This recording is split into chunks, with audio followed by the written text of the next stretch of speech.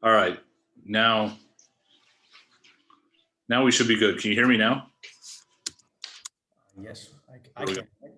Hey, come here, Corey. I want to introduce you to somebody really quick. This Rick, is how you doing? here. Maybe I'll turn this way because that light's pretty. Oh yeah, it's a little better. How you doing? Hey, I'm doing good. You? Good, man. It's nice to meet you. Likewise. So this is Corey Toomer, retired NFL player, played for a handful of teams, including the Super Bowl winning Seattle Seahawks. Anyway, he's going to start working with us. We're going to be working with him, but he really wants to do an Airbnb in Tulum. And I told him that you were just there. So anyway, I said you'd be the guy to talk to. I knew he looked like a sports guy, bro. He looked buff, and tall. So About I knew 230. Yeah. So then hopefully what you see today, if you have any questions afterwards, we'd love to collaborate. Because I mean, if you want to do an Airbnb, like we're working on something at a whole nother level for that right now. Yeah. So me and my friends went out there and we visited Tulum. We love it. So we kind of want to make it an Airbnb, make it our place to, for us to go hang out as well. So Absolutely. Where did you guys stay in Tulum? We stayed at a golf course. I forgot the damn name of it. Let me get it for you. It's all good. We'll talk afterwards because I think, especially the way I'm going to try to share it today, because I'm obviously today I'm teaching, but I'm going to show you the project and everything. So you'll connect the dots more than anyone else because you've been there. Yeah. You've been to the actual beach, the terrible traffic to just go to Taboo or something like that to have a nice drink and a meal by the beach. We stayed, we had to drive into town. So we rented a car. We stayed on like I said, we stayed on the golf course. So we drove into town. It took us like 25 minutes. Yeah, cool. Rented a car for like $100 for the week. And we drove into town, which we found was easier. Yeah. All we had to deal with was the little bit of traffic. We found a parking. We walked up and down to where Taboo and stuff was. Cool. Yeah, so you'll definitely. I'll make the introduction afterwards, and so just wanted to introduce you and know who may be reaching out to you. All right. Awesome. Appreciate it, brother. For everybody else that is on, pleasure to have you here, guys. We're going to start up in 8 minutes. I'm going to step away for just a moment, but Rick's here, Sam is here. Looks like Steve is here. I think John's going to be joining us here in a moment too. So give me a few minutes, guys, and I'll.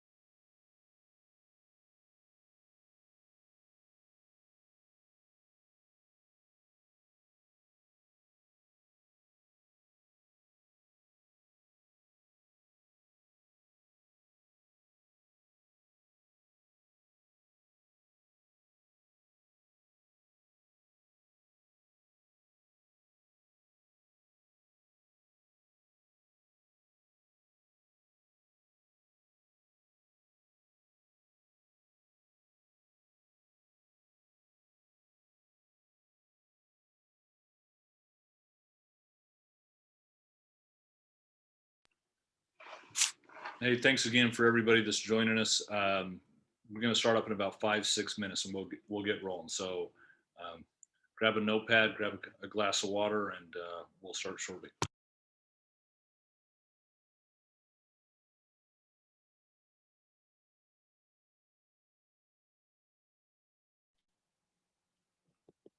Darn, does that mean I got to put the scotch down?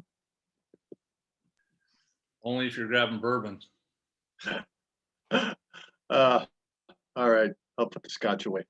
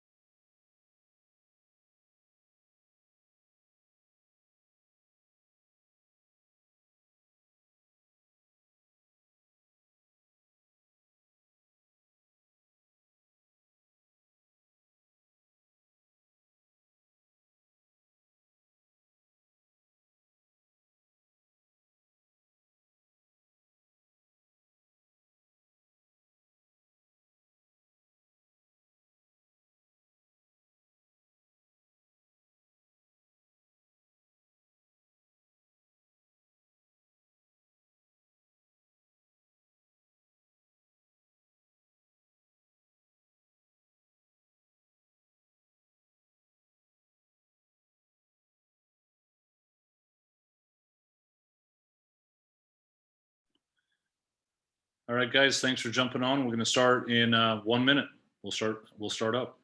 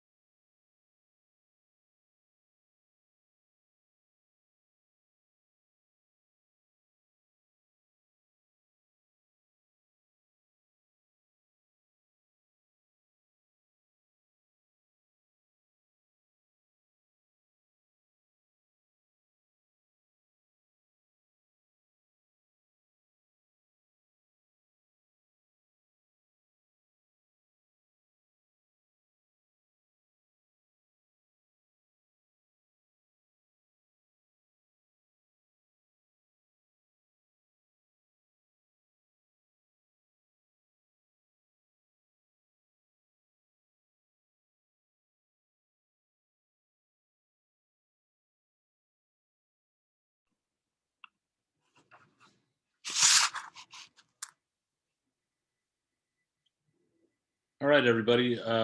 Trent Ellingford here with REKI Real Estate Knowledge Institute. Looks like John has joined us, and Rick as well. Sam's here.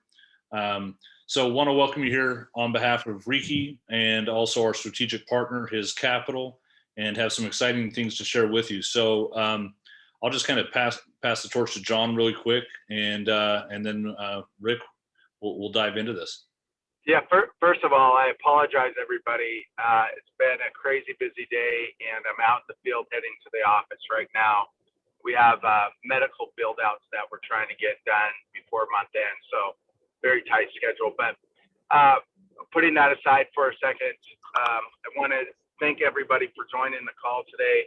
We do have Rick Melero and Sam on the call, and these are strategic partners, like Trent just said, with us that do phenomenal in a wide variety of funding for ourselves, students, and other people as well. Anyways, I think every time we've had them on and done a Zoom call, some of you guys may know this already, they provide such a huge amount of value as far as real estate investing funding goes in alternative sources versus just the traditional way of finding money. But also, if you want to invest, they have some phenomenal vehicles, and I'm sure they'll go over that opportunity as well with you guys today.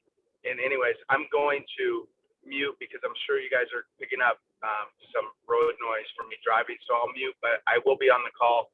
And anyways, I'll pass it over to you, Rick. I appreciate your guys' time coming and working with us and sharing with myself, the other team members, students, and potential students, all that you guys do. You guys are an awesome value add for us. Thank you. Thank you, John, and thank you, Trent. Super excited to be here with you guys. Trent, I think I'm going to share my screen. If you could just confirm once we can share the screen. Yep. I see it on my end, so I think we're good, right? Perfect. So first of all, guys, I'm honored to be here with REKI. You guys are awesome.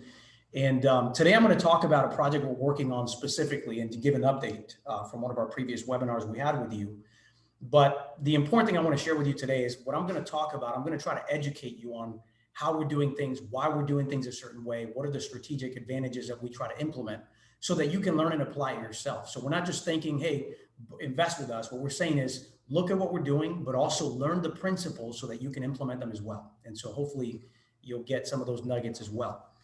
Now, again, I am going to talk about our fund as well, which is part of the vehicle we're using for these strategies. So obviously I've got to have this legal description here. But anyway, what I do like right now about what we're doing is with our new investment strategies, we're really taking the principles that has taken us over 15 plus years to develop, and we're putting it in one vehicle that allows us to really go to that next level. And I'll talk more about our Fund 3 in just a minute.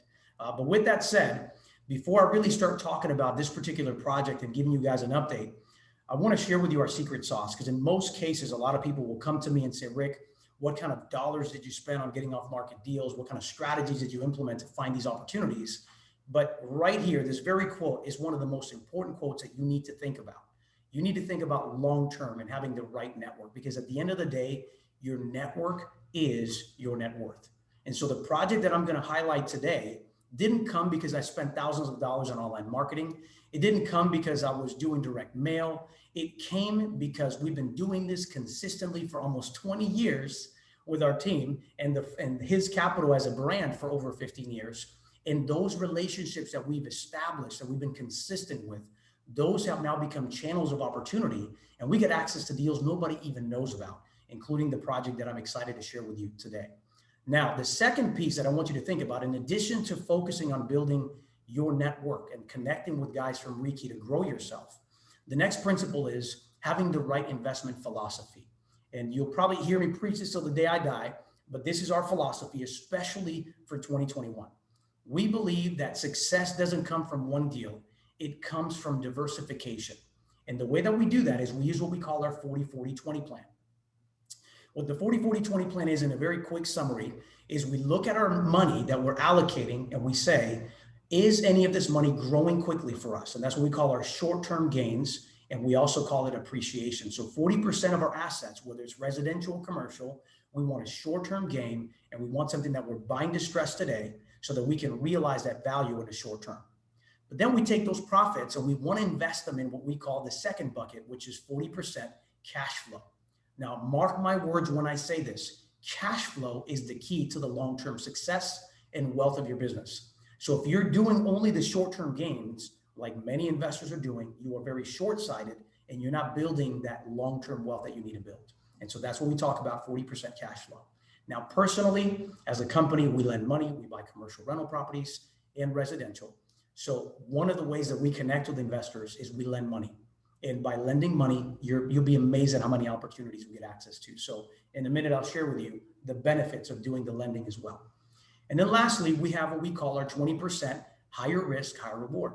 Now, higher risk may be that we're going to a place that most people aren't familiar with investing in, or we have a development opportunity, or we're buying something extremely distressed because as a team, we feel very confident in our diligence that we can make that investment much, much more valuable and much more successful over time. But if we bet it all on the whale will lead us. So our philosophy is focus on appreciation, grow your cash flow, and then begin to implement the strategies that give us the highest possible return as possible. So with that said, today I'm going to talk about my 20%. We are currently working on an amazing project that we call our higher risk, high reward deal. And what's cool about it is not only a project that we as His Capital are doing, but this is actually one of the projects in phase 1 that our Fund 3 investors are participating with us on. So it's really cool. So I'm going to take you not to somewhere in Arizona, not to Florida where I am. I'm going to take you to beautiful Tulum, Mexico. And so today, the very first thing I want you to understand is you have to have an inside track if you're considering going overseas on projects. For those that don't know, we've worked in Europe. We've done a lot of different projects. In fact, we owned a castle in Ireland. And even though that was pretty cool and exciting, to be honest with you, this project completely excites me far beyond those expectations. So let me kind of give you a quick rundown so you understand why His Capital decided to start getting involved in Tulum, Mexico, of all places. So the first thing you need to understand is if you're ever going to visit Tulum, there's only really one airport right now, and that is in Cancun, which is what you see right now on the screen. Cancun, of course, very famous in its own right, is pretty much Americanized, right? And so a lot of people over the years have really wanted to get out of that bubble and try to find a place where they can experience quality of life, that they can experience the jungle and still have fun on the beach. And so if you want to do that, all the people from around the world in the States will have to drive that 307 all the way down to Tulum, which on average is about an hour and a half. Now, I want you to think this for just a moment. In America alone, these are just Americans. There's some stats for you to get a picture of why I was interested. In America alone, last year, even through COVID, we had over 2.5 million people for the year from America visiting Tulum. And that shows you a quick graph of the actual states that represent those 2.5 million people. Now that's cool. That tells me that there is consistent demand. People are coming from all over the world to hang out in the Mecca Tulum. Now, why did His get excited? Because you see, leveraging our network, we found that even before this was announced, and now it's in the news and it's in the media, but we found out that Cancun itself was going to have a planned development in the future of actually creating a new airport hub. And they're announcing that they're going to begin those strategies from the government in 2023. So knowing that, we knew that we were in a site that's already successful. There's a lot of demand. It's beautiful. It's on the beach.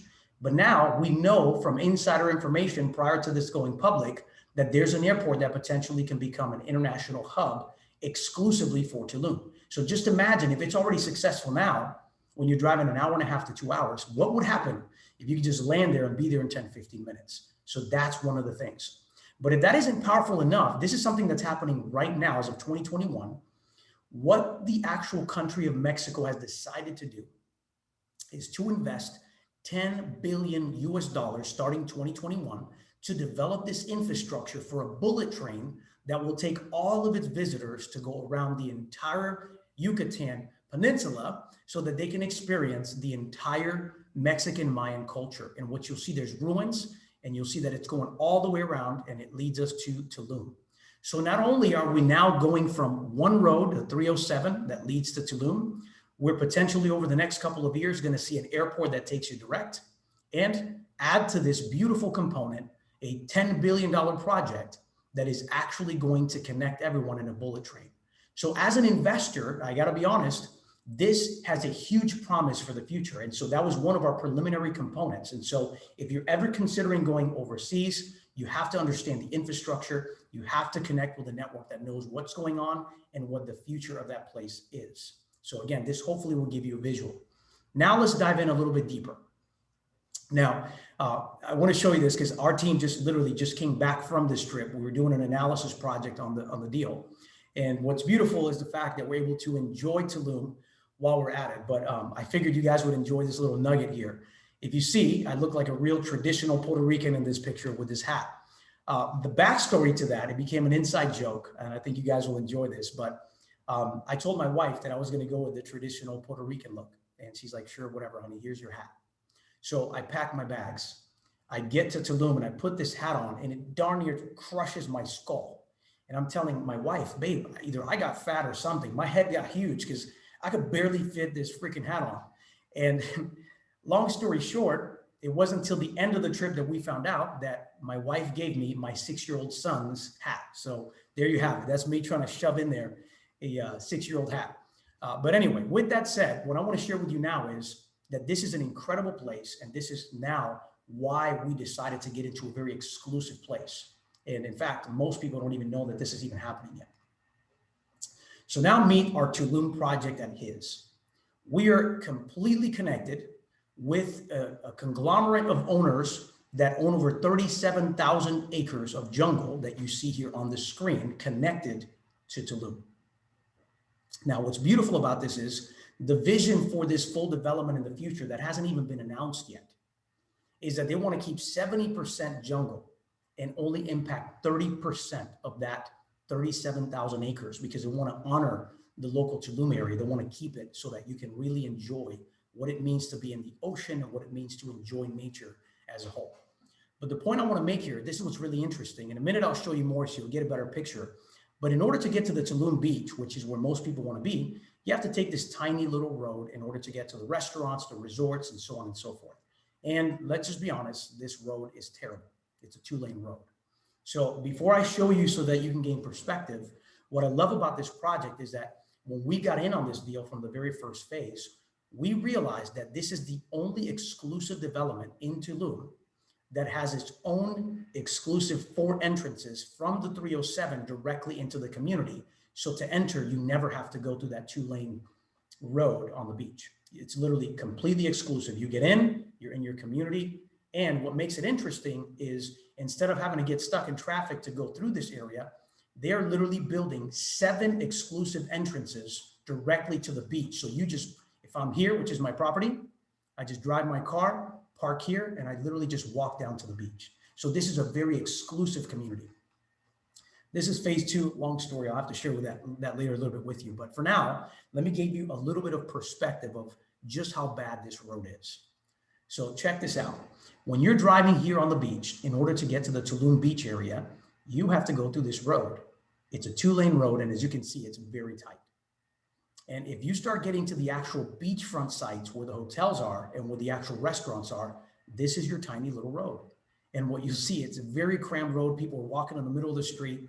It is so stressful sometimes, especially during peak times, just because of just how much traffic is trying to go through this beachfront to get to the access to the water.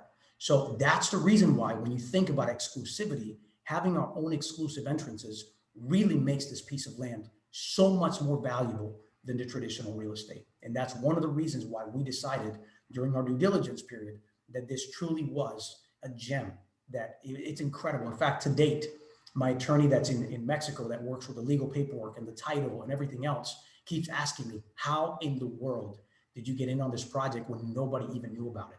And again, that goes back to the network, having those relationships. So now let me show you something else. To give you perspective, let's go into phase 1 so that you fully understand what we've been doing in order to step into this realm and really capitalize while enjoying the beauty of Tulum.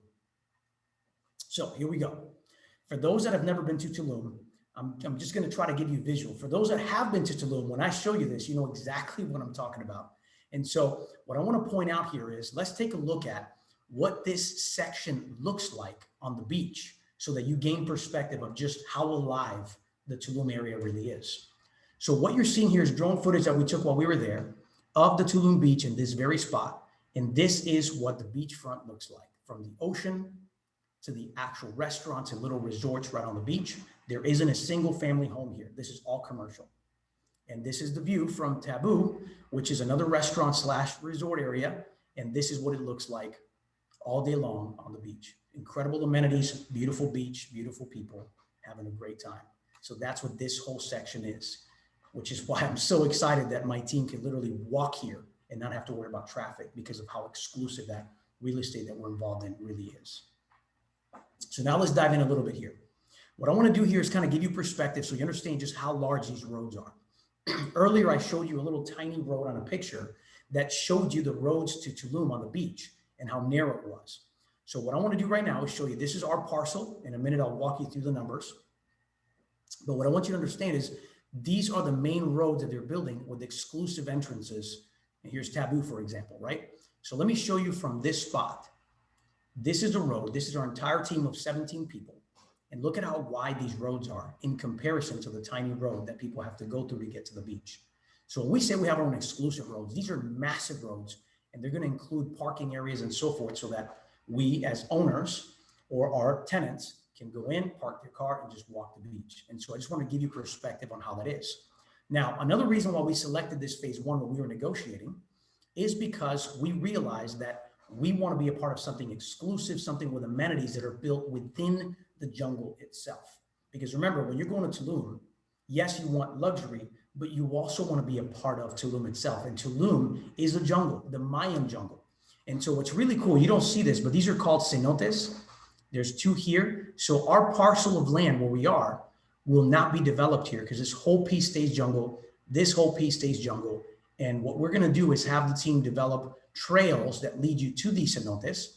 Now, for those that don't know what that looks like, because it looks like just a bunch of green and dark, this is what it looked like when our team decided to go swimming in the cenotes. So from that view, this is what you see, and people get to enjoy this natural, beautiful water access directly from the property.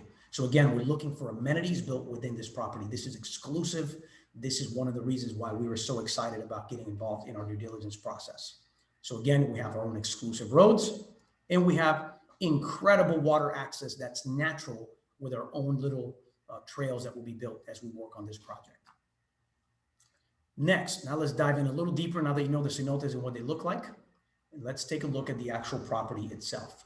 So that parcel, which is what we call phase one, is a parcel that it consists of these lots. There's 2 major lots, this one and this one, which is our neighbor. This is the lot we selected. Now, this was very strategic, and I'll explain in a minute. And when you're coming through this entrance, which is what's being finished, I got to talk to the guys that are in this deal. They syndicated a partnership, and they have a really interesting strategy, which we're going to leverage as an investor. But let me show you price on the dirt. So on the dirt, we ended up negotiating and buying in phase one at $105 per square meter for this parcel. By the time this sold out, because it's already completely sold out, all of the land is sold out, the average price per square meter is $300. So on the dirt alone, we feel extremely confident that if we had to just fire sell this dirt, we're in good shape, right? But now let me show you why during our due diligence process, we wanted to connect with the other local buyers or international buyers to really gauge what the vision was for this first phase. Because if you think about it, the last thing we want is to build a beautiful mansion or a property and we're the only home, the rest is jungle. So this was really cool. In our collaboration, this group has raised the money. They begin mid-April of 2021 to build 40 smaller villas for short-term rental. They don't want to sell. They want to keep everything because they want to enjoy it. In fact, out of those 40, I think they're keeping, I forgot what percentage of those units for their own families, for the investors coming in, so they can enjoy this beautiful Tulum and still benefit from the cash flow that comes from these short-term rentals. Now, this other group also has enough to build 40 luxury villas. So this is a little bit different because they're bigger and they're beginning mid-May. And to give you perspective, what we've decided to do after this trip and after meeting with our contractors and our attorneys and everyone involved is that the highest and best use of this land isn't to build 6 small villas like our neighbors here. It's to build 3 medium-sized villas. So we're expecting on 1 acre of land to build 3 luxury villas. That's our strategy. I'm going to give you a couple of visuals of what that looks like so you understand what we're talking about building here. So our proposed entrance look, they're going to build an exclusive entrance. This is kind of the goal of the Tulum, we call it Tuluminati style. But let me give you the 3 layouts of what they're working on building in this particular parcel here. So this is one, it's a very popular one that they're getting a lot of demand on. This is another concrete Tulum style. And this is the other one, concrete Tulum style. And so again, these are not just villas, these are mansions they're going to be building here. Now, what's interesting is they've already got a potential investor that wants this version slightly bigger, almost 7,000 square feet, and they're negotiating a potential purchase at $2.9 million for that property on this parcel. And what we decided to do, since we started doing our studies and seeing which floor plan and which design seems to have the highest return on short-term rentals and also on resale, is we realized that these are the 2 options we want to stick with, except we're going to shrink it down. Instead of having a 7,000 square foot property here, here's what it would look like. We're negotiating and we're finalizing these numbers. So these aren't exactly final, but I just want to give you a picture. So we're looking to build exactly 3 8-bedroom, 8-bath villas. So it'll be a smaller version of this, 3,500 square feet. The rough cost to do it right is going to be roughly $425,000. And if we subdivide the land the way we have it right now, basically we're looking at about $150,000 per one of those 3rd parcels. The appraised value right now is $899,000. And the average nightly rental is $1,200. In a minute, I'm going to dive into this to show you some of the diligence that we did while we were there and with our appraiser, because we do have a local appraiser out there who's been an amazing asset for us. But again, I want to show you, this is the style that people are going to be building here. And I believe they have 2 or 3 pre-sales already based on the renderings that they're working on. So it's very exciting to be a part of it. So I'll let them take all the risk on the bigger ones. I'll let these other guys on the other side do the short-term rental on the smaller villas. And I'm going to work on 3. Here's why. Because my phase 1, I want to dip my toe in the water. I closed this deal, right? I have it locked in because I'm going to a phase 2 and phase 3. I'm already a part of that circle. But I didn't want to overexpose the company or investors. So again, we used our resource in our network to lock in exactly what we need. So the goal for us is we're going to build 3, we're going to sell 2, and we're going to keep 1 and keep it in short-term rental for all of our investors that join us and also for our team that wants to benefit and enjoy the beauty of Tulum. So now let me show you some comps for those that don't understand. So most people that go to Tulum, unless if they go to the area closer to Playa Paraíso, what ends up happening is they're doing a lot of development here. This is, again, straight jungle, kind of like this, but now I'm going to give you a backstory so you fully understand, okay? So most people are building here and buying land, and in a minute I'll show you comps. But keep in mind that in order to get to this beach, if you're in this area, there's only one road currently, the 15. So what you would do is if you're here, you would have to drive out here. If you're staying here, you drive up this road, take 307, come back to the 15, and then boom, you get to the beach. And now you contend with all the traffic to get here. What most people don't realize, and they've been talking about this for years, is that there's a road here, but this piece of parcel is the only piece missing for them to link a second road directly to the beach. But what nobody knows is that our partners own this land, and they do not intend on actually selling that piece of land. And so technically those that built here in speculation, thinking they were going to be closer to the water, they have to turn back around, take the 307, drop the 15 in order to go right back to the beach. So that's a pain. Now we actually stayed around here because I wanted to see what the actual advantages were or disadvantages when we're looking at comps. But let me give you a little bit of information so you get an idea of what I call inferior comparable sales. So what you're looking at here, guys, is parcels of land. Most of these are sold in acreage. So you're looking at per acre, on average, the price of acres is over $855,000 US per acre in these areas. That's just the dirt. That's just the jungle that you have to clear out. So compare that to our price, which is just under $450,000 with carrying costs for a year on a much more exclusive location with its own exclusive entrance to the beach. So just want to give you perspective of why we were able to negotiate and we feel so confident about this deal. So now the next piece, there's another development going on here. And what they did is they had one fake cenote that they built. So basically a little waterfront piece. They're connecting pools all the way around it, and they're building these little condos, basically.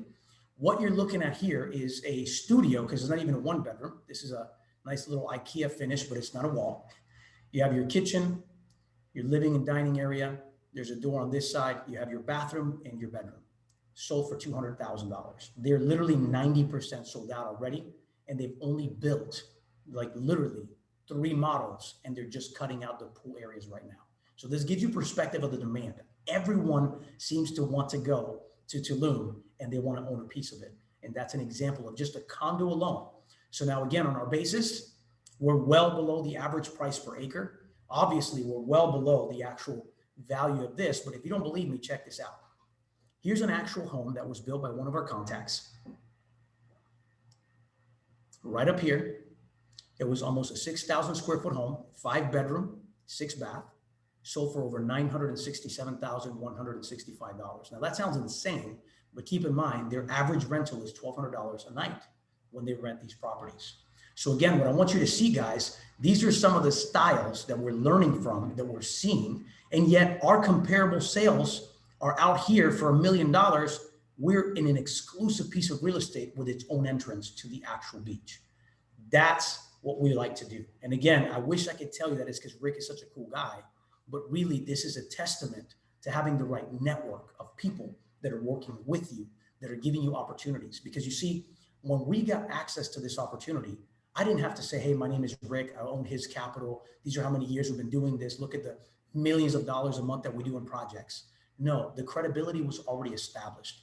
The inner circle literally accepted us as we were because of the people vouching for our credibility over the years. And so that is really how we got access to this amazing exclusive project. Now, some of you might say, Rick, this is incredible, but I don't have the big guns or the money like our good old friend John Troutman on these deals to get involved in a project like this. This is crazy, right? I don't understand it. But you see, what's beautiful about our fund is we launched our Reg A Plus fund. Look at John right there. I'm sure he's smiling after that, right? I'm gonna sell him one for 900 grand, right? But for those of you, you might say, well, Rick, how the freak do I get into something like this? It's exclusive. So let me share with you what the options are, right? To get something like this in beautiful Tulum, you really have 2 options. Right now, the traditional way is you pay retail or you develop it yourself. But most likely, if you do it on your own, you're not gonna be in this area because this is exclusive. Right? So you're looking at what, 900 grand, nightly rentals of about 1,200 bucks and enjoying a nice vacation home for your family. Or you can join our fund, take advantage of this inner circle that we have and all the deals that we've transacted on, and really just start with as little as 5 grand and you can still be a part of Tulum, which is 5,000 bucks. Think about that. Most people spend more than that on a vacation. Now imagine getting a piece of that action. So there you enjoy interest and the contingent interest on the profits. And when we're having our team trips, you can join us and enjoy the benefits of having a beautiful piece of paradise because we're a part of an investment piece. Now, I don't have all the time in the world to really cover all of the details about our phase 2, which is incredible. It's a lagoon. Maybe during the Q&A, I can give you a sneak peek on some of it. But the point I'm trying to make here, guys, is that's the beauty of having a fund. You leverage the capital, you leverage the teams, you leverage the experience and contacts so that together when you combine it, you create incredible opportunities such as this that really everyone can win from. So in our offering, it's very simple, guys. By being a part of the REKI team, you can get access to our fund. You can start with as little as $5,000. You don't have to put $1 million to be a part of this, but this just gives you the ability to get a nice return and still be a part of something massive like the Tulum project we're working on. So for those that don't know what a fund is, let me give you an example. And you can check it out here on the website, realestateki.com/fund. And I don't know, Trent, if you want to put that in the chat, just in case for those that want to learn how they can be a part of it. I'm only going to take like 2 minutes, guys, here, because I would rather do a Q&A, but I want you to understand what is a fund? How does that work? Okay. So a Reg A Plus fund is not a typical, simple, easy private placement offering. It took us 15 months going back and forth with the Securities Exchange Commission and providing all these financials and audited experience and things like that so that they could approve us as a Reg A offering. Once we went through that approval, there's a really specific and broken down process that is required that you must meet in order to stay within compliance. So let me show you what that looks like. So what you're seeing here is the actual fund entity itself. We are required to have a third-party administrator and auditor because the SEC requires 2 reports a year, and one of those have to be audited financials. They require that in order for them to publish it publicly. Arc Fund Management is a company owned by his. We're the investor helping to manage the investments and so on and so forth. And all the investors that come in, whether they put $5,000, $1 million, they're all pooling capital to be shareholders in this company. From this company is where we implement the strategies that I've been talking about, the diversification approach. We're going to do developments, commercial, leverage his capital lending arm, which is an amazing tool, our residential and our operating partnerships. Operating partnerships, what's beautiful about this is Trent and John are operating partners with us, right? So if they're working on a deal, what we have is a joint venture with them where they're getting a piece of the action for their expertise, but then we're getting either interest or interest and profit depending on the deal. And we still are part owners or protectors. So we're secured at all times by the real estate assets themselves. And that's what makes this such a powerful, powerful vehicle. So in the case of Tulum, we have a localized operating partner. We control all the real estate and they implement. And as they implement and it's successful, we're paying out the interest, we're paying out the additional profit share to the investors as well. So that's what makes this vehicle so simple. So again, the cool thing about this is you don't need the $10 million to go out there and work on deals like this. You can literally start with as little as 5, click a button that says invest, and you can be a part of what we're working on even right now. So just wanted you to kind of, that's my shameless plug on what we're doing, and I'm super excited about it. So there's the website. And so what I want to ask you to do right now, if you're interested, definitely go to the website, fill out the form, it's on the bottom. But also what I want to do is I want to give you some additional resources, absolutely free, just because you guys are a part of REKI. So what I'd like to do is if you'll text this number, 833-530-0863. I want you to type in Tulum, then just put your name, your email address, and whether you want to be passive or if you need funding on deals or transactions, put active so we know the difference. So if you do that and you text Tulum, put your name, your email, and either passive or active, then what we're going to do is make sure you get a booklet that we put together that talks about how the cycles work, even in other foreign places if you needed to. What are those indicators? That's one piece. I'm also going to give you a copy of my book, which is called Investing with a Purpose, that I think will be very valuable and useful for you. And lastly, we'll also provide you with the link so that you can check this deal out and be a part of the investments with us if you're interested. So again, if you're active though, still text this number, put your name and email, just put active. And if you have a deal, feel free to start collaborating with our team. Say, hey, look, I got a project, I need a loan, or I need to sell a property. We might even consider buying some properties as well. So again, hopefully you guys have found this useful. I'm going to open it up now to a Q&A trend. If you have comments, questions, I would love to share. In fact, I can even share some additional resources that I have here. But again, I wanted to honor everyone's time and make this as short as possible, but still bring you into what we're doing. So. Yeah, thanks, Rick. And I appreciate you just being concise and to the point. I think it's straightforward and something that we've had questions about since the last time we discussed it. I did have a couple guys, or I know some of you are asking in the chat, yeah, how do we get started? How do we get in? Sam posted a link in there. The first one, ignore. It's, you see me, I'm swatting flies. I'm waiting for John to say, that means I need to go shower. No, nothing? Nothing? No, I'm focused on deals over here. Okay. But there's this, he just reposted it. So it's that REKI inviteportal.com. You can click there. So go ahead, Sam. You can chime in. And then I did have a couple questions that came to me directly. Everybody else, use this chat. The floor is yours. If you have a question, go ahead and post it. Here's one from Katrina. Do you guys buy one-off residential properties as well? We do. We have, of course, some parameters within our boots on the ground. Yes, we do buy properties. We currently disclose on 6 properties in Knoxville, Tennessee. We have projects in Georgia. We have projects in Alabama, Florida. We're, of course, in the process of working with Trent and his partner in Arizona. But yeah, so we do deals. As long as it's within our buy box area, we're definitely interested. We're buying to hold and we're buying to flip.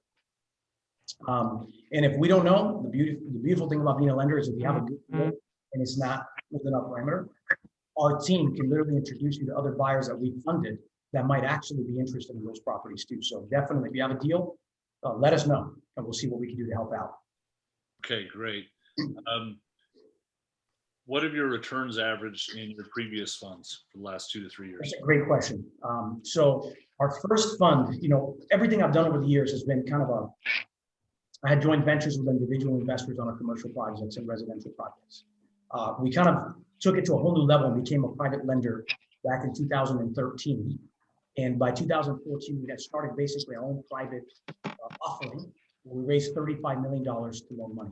Now, our average return was literally, I think it was 11.7% or something like that, if I recall correctly. But keep in mind, that was just lending, right? We just had the loan aspect of it. Now, just recently, and even through COVID, we have our Fund 2, which is another private placement offering. The difference with this fund, though, is that it wasn't just debt. It was debt and equity. And what we did is we leveraged our banking systems and our lendings. We fund deals, we sell mortgages, and it's just one of the strategies that we implement. And literally, even through COVID, we ended up clearing the actual year with over a 10% return net to our investors, which was a huge success, completely passive. Now, the difference with Fund 3 is we're implementing the same strategies, except now most investors that had to be accredited in our second fund, you had to be accredited or you couldn't participate. Now with our Reg A offering, the difference is anyone can invest because it is a public offering in essence by doing the Reg A plus. So you can just start with as little as $5,000. You don't have to be accredited. So we're basically taking what we've done in phase 1. We're taking what we learned in our Fund 2 that still continues to produce, and now we're implementing it in Fund 3 with some additional pieces like projects like Tulum. And so again, the way we accomplish that is we have a combination of fixed returns like private loans, hard money loans, and then we have some equity projects that we invest in that give us both cash flow and equity. And so that's how we balance our funds. So hopefully that answers your questions.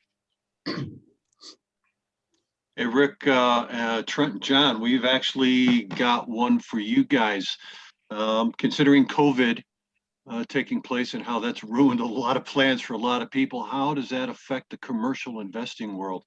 I mean, if nobody's working in these office buildings or anything like that, what are you seeing?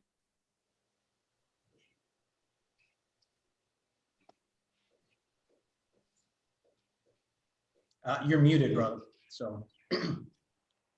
Oh, can you hear me now? Gotcha. Okay. Oh, good timing. So John had to take the dog outside the bathroom. So yeah, I can give you my 2 cents, but John can jump in on this question too. So the question was with COVID and how that's really hit commercial and office. What are we seeing as far as the opportunity? Yeah, there's a ton of opportunity that I'm seeing right now on the commercial. We're doing hotel conversions into apartments, smaller apartments. We're specifically going after ones that have kitchenettes already in them or kitchens in them and going for the putting a new use on them. We're also doing office. This is an office. Actually, I grabbed this off the printer. Can't see. Anyways, this is an office, and you can see now it's 4 2-bedrooms and then 1 studio. So this is it's already in the zoning, so it's just a permit. I don't have to go through rezone. So this is somewhat simple. That's some of it. We're also seeing, depending on your area of where you're at, a surge in things like warehouse is picking up huge here. So we're getting creative on stuff. We're locking stuff up and leasing it up prior to. Office is on its lips. So the one thing that I've done with office, or that we're doing, is we're calling on local offices, or for example, we have a medical building. It has not been performing. We finished it right before COVID. We were at probably 50% baked, half and half. It was half full, half empty, depending on how you want to look at it. And then what happened was we dropped a couple tenants because of COVID. Now, as of today, 4 months later, we're 95% full. We're on the market. It's gained us about 600,000+ in equity in doing what we did. And basically what the opportunity that I see, and I have a list of 2,800 properties I'm going to work on in addition to for underperforming assets, is put call center people from virtual assistants essentially, and have them calling and seeing if we could get them to sell, and then get them rented up before we take possession. So we're doing a lot of experimenting and seeing what the market is bearing right now and what we can push. And a lot of that stuff that we're pushing is the industrial and commercial in general, I guess. So some repurposing, some just seeing where people are asleep at the wheel. And I would say a lot of people are. I mean, we're capitalizing. I'll show you guys one. My handwriting's not the best.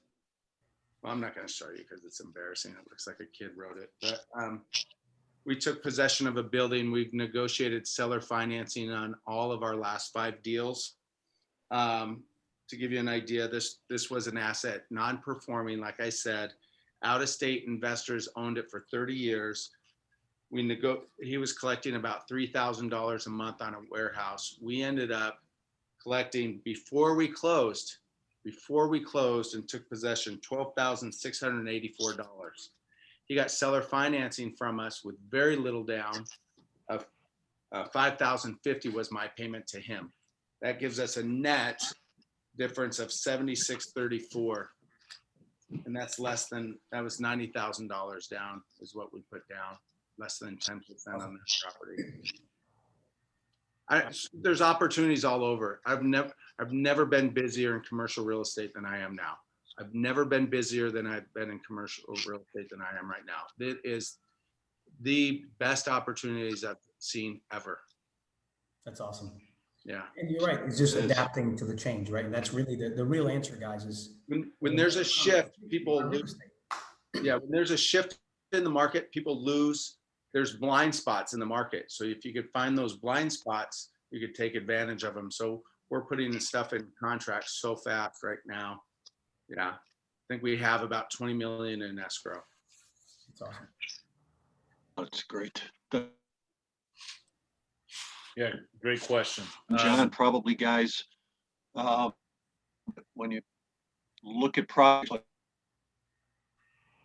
state, it encompasses risk. We all know that, right? So one of the things that, one of the questions that we have here is your mitigation. You know, how do you mitigate the risk on larger scale projects? So mitigating it is just like what I'm doing. I'm tying stuff up in my due diligence period, vetting out the property. I'm putting ads out. People are floored. I have a guy that he does $100 million projects. And one of these I did with him, and he changed his whole model based on what we're doing, because essentially you're leasing it before it's closed. Yeah, I'm taking product that's a value add product. What I do is really simple. I'll give it to you guys. I go to 99 Designs. I do a mock-up of it once I'm under contract. Once I'm under contract, I start marketing it as simple as Craigslist. I am leasing it up that fast, and then I get VAs calling businesses to help, virtual assistants call out of the yellow pages and get people to come view it. It's not rocket science, but it's just boots on the ground and a little bit of grinding, but you know, it's working. It's working very well. It's great. So that's you've how got some, doing it, right? And you've got somebody asking you, how are you finding all of these deals? So I would say on LoopNet, just go open LoopNet. These are all on market deals. Now that we're doing so many, people are bringing us off market, but the on market deals are just as good. When I say that there's a blind spot, what I mean is people are not paying attention to what's going on. So you know, from the hotels, things like that, people are just at a loss. They're not paying attention because usually you have a specific use. And if you owned a property for a long period of time, that's all you think about it is for that use, whether it's office or retail or whatever. So when you pivot the way you're looking at it, or you see it from a fresh set of eyes, you can market it from that fresh set, right? So that's what we're doing. Just go into things open. Like, it's real simple. Ask yourself this: is this the highest and best use for this property? And if not, does the use under the current code allow it? And if it does, then start pushing on it. That's what I would do. Yep. Love it. Okay, this is for you, Rick. how long will it take to start seeing returns on our investment? Yeah, so the investment in the fund is really straightforward. So first and foremost, in order for us to be able to really grow this, we had to lock in a period of time. So the lock-in period is basically a 5-year term. Now, in the beginning, we're doing them in tranches, right? Because everybody's coming at different times. So we begin based on the tranche date that you start. That's what the administrator begins to calculate. What we're telling people is, look, wait 6 months before you start seeing the actual yields. But what we'll do is, as the revenue is coming in and the profit share comes in the waterfall, which I'll explain that, you basically end up getting quarterly distributions on profit shares. That's basically the way we do it. So normally be about a 6-month ramp up period while the return is coming in. But then from that point forward, we're expecting quarterly returns, and those are the dividends that the investors make. Now, to kind of give you a picture of what that looks like, the way that we structure the fund is very similar to the way that we did Fund 2 because it was working. So what we do is we basically offer 7% annualized pref is what it's called, which means that 100% of the profit we generate goes to the investors until we hit the 7% annualized percent threshold. After that, we split the profits 50-50 with our investor partners. So the distribution comes out quarterly. The investors first get their 7%. And once we break that trigger of 7, then we go into a 50-50 split. And that's how we're able to start working towards a much higher return. And so again, I would say to be realistic, 6 months is a good time to expect for us to be building up the cycle of deploying the capital. But then after that, we're looking at a quarterly distribution based on the revenue earned until we break the 7%, and then it's a 50-50 quarterly profit share that we give. Okay, thanks, Rick. Yeah, I think that's straightforward and explain that. Katrina asked if you could get a recording, making note of that, Katrina. I had another one that came in privately. One moment. Let me find it.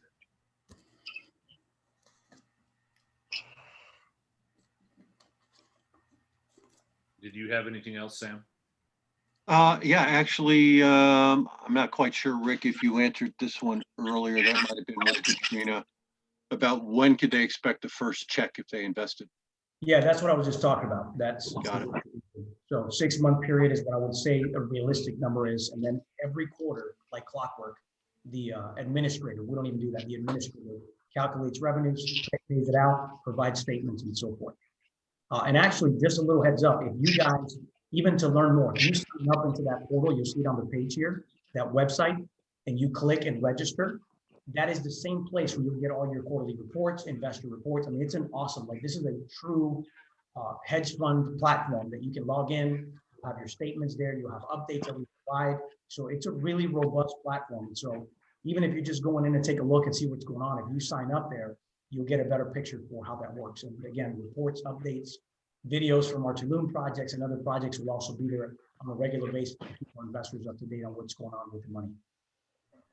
Okay, and here's the last question I see, unless anybody wants to post one before we log off, is how do I speak to somebody directly about this? And Rick, I'll let you answer. I think they just go and click on the link and enter their information and somebody will reach out to them. Correct. So there's 2 ways. Number 1, you can go on the link like we've been saying, and the link we put on the chat, register, and somebody in our team will literally call you. That's option 1. Option 2, if you want to get a direct text going on right now, send a text message to that number, the 833-530-0863. Type in Tulum. We'll start giving you the resources, but then if you have questions, we can set up an appointment directly from there to walk you through step by step and show you exactly what's going on. We've got one final one, Trent. I don't want to cut you off there, brother. One final one, Rick, is my investment just tied to this one asset? No. The beautiful thing, and I guess I could probably try to go back here briefly so you guys can visualize it. Here it is. The investment component here, guys, is you're a shareholder of the company that actually owns all the assets, whether they own the mortgage, whether they own the commercial, whether they have a joint venture that controls the real estate. So all the investors are tied directly to the assets. A REIT, on the other hand, which I'm sure most people have heard, does it a little different. What you're doing is you're buying a share of the company, but not the assets that the actual company owns. That's a big difference. So they pay you dividends on their profits for that company, right? In this case, you're a part of the real estate. So if we own $20 million in mortgages you're a shareholder in that $20 million or more in this. So it's truly a tangible investment tied to all the projects we're working. Okay. That answers your Well, awesome. Yeah, thanks. Yeah, and if you have more questions about specific projects, you can ask those when you're speaking to one of the team members. Yes. Rick, Sam, we appreciate your time jumping on. A great resource to REKI. I know you've lent, offer some incredible lending products for different members and students. Yes. Also, I see you posting in the private Facebook channel and adding value and some great information there. So appreciate you taking some time and sharing this as well. Awesome. Thank you, guys. It's been a pleasure. Looking forward to working with you. You too. All right, Thanks, guys. guys. Thank you. Thanks, guys.